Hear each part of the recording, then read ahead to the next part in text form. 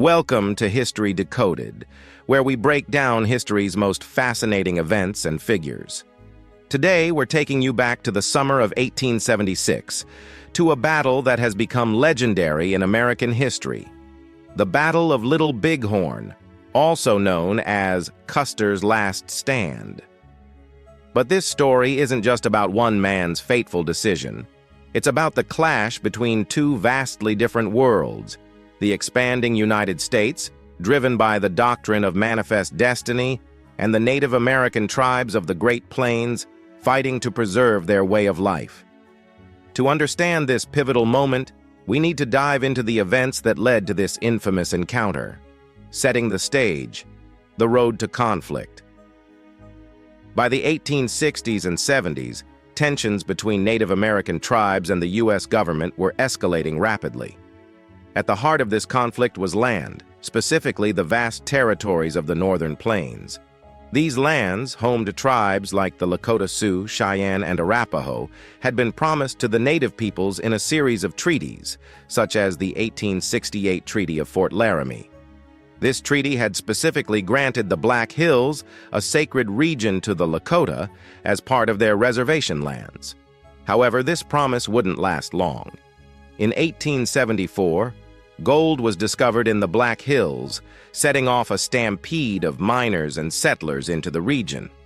The U.S. government, under pressure from these settlers, began to negotiate for the purchase of the Black Hills, but the Lakota refused. This defiance, coupled with the ongoing resistance to reservation life, led the U.S. government to declare that all Native Americans must move to reservations by January 31st, 1876, or be considered hostile. Many Native leaders, including Sitting Bull and Crazy Horse, refused to comply with this ultimatum.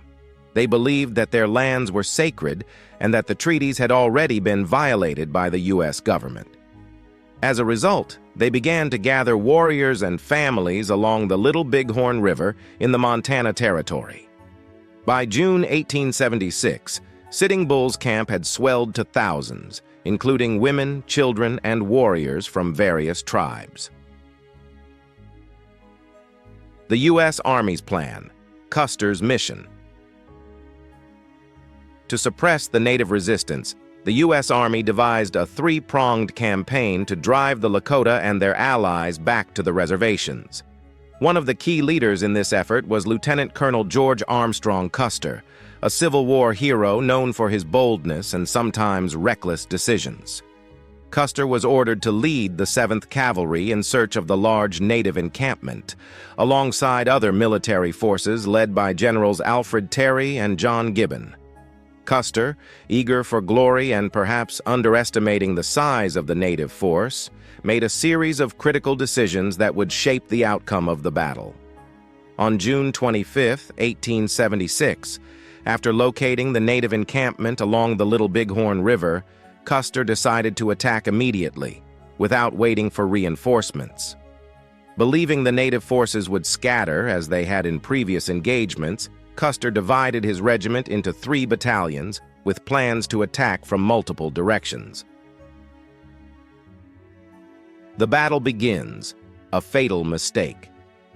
However, Custer's assumptions were fatally flawed. Instead of a quick victory over a disorganized enemy, Custer and his men rode into the heart of a well-prepared and united Native force. The encampment was much larger than Custer had anticipated, with an estimated 2,000 to 3,000 Native warriors, including some of the most formidable leaders of the time, such as Crazy Horse and Gall. These warriors were not only defending their families, but also their very way of life. The battle unfolded quickly. Custer's forces, already divided into 3 smaller groups, were overwhelmed by the sheer number of Native warriors. Major Marcus Reno, who led one of the battalions, was the first to engage, but he quickly retreated into the hills after suffering heavy casualties.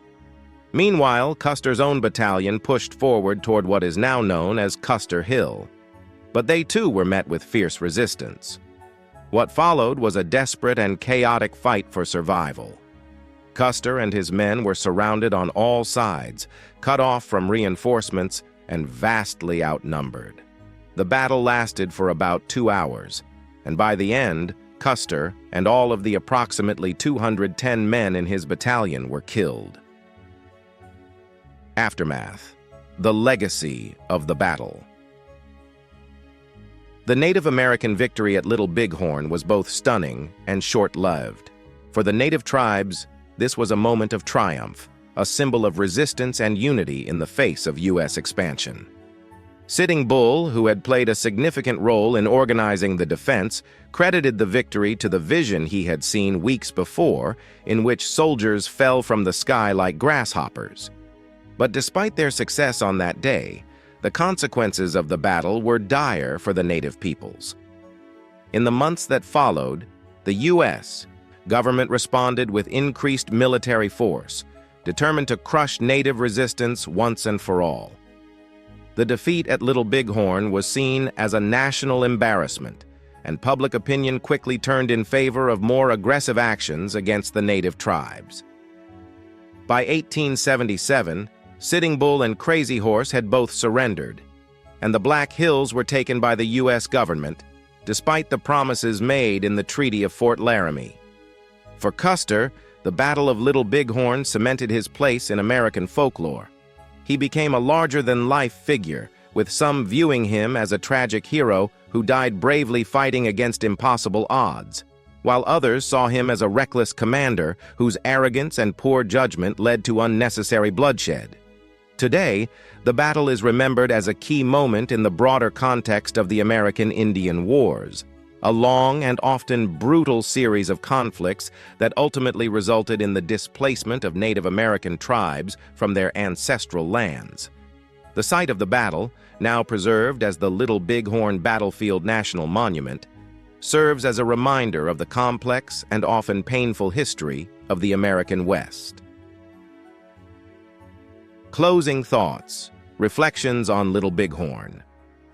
The Battle of Little Bighorn remains one of the most studied and debated events in American history.